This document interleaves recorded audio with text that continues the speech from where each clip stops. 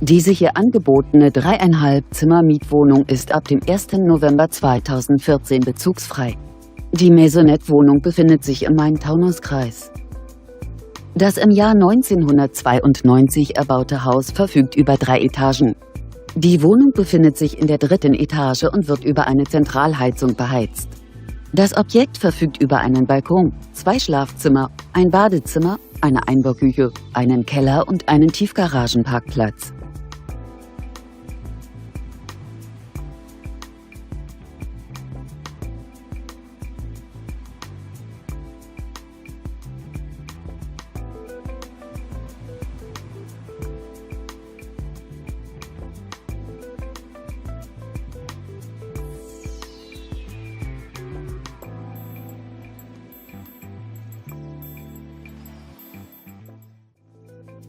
Bei einer Wohnfläche von ca. 80 Quadratmetern beläuft sich die Gesamtmiete dieser Maisonette-Wohnung auf 1.015 €.